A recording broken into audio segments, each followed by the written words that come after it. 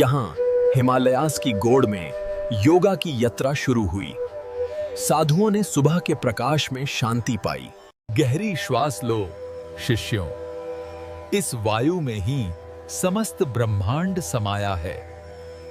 हजारों साल पहले सिंधु घाटी में ये मोहरे हमें योग की सबसे पुरानी झलक दिखाती हैं, जो गहन ध्यान का प्रतीक है।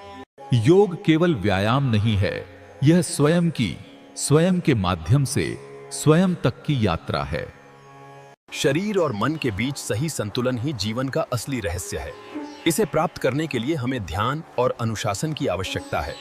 यह प्राचीन अभ्यास केवल व्यायाम नहीं, बल्कि मुक्ति का मार्ग है, जो मन, शरीर और आत्मा को एकजुट करता है।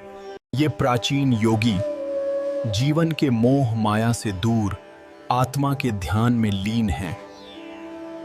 योग हमें सिखाता है कि कैसे अपने भीतर इस प्रकृति के साथ पूर्ण सामंजस्य स्थापित करें।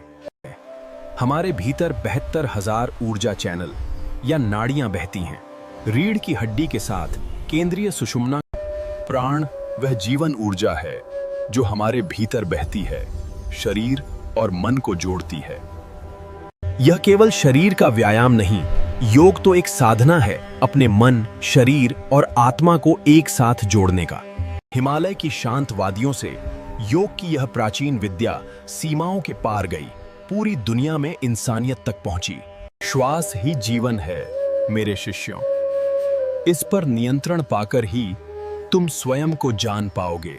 योग के लिए एक स्वच्छ और शांत वातावरण आवश्यक है और सबसे महत्वपूर्ण, योगाभ्यास हमेशा खाली पेट करना चाहिए।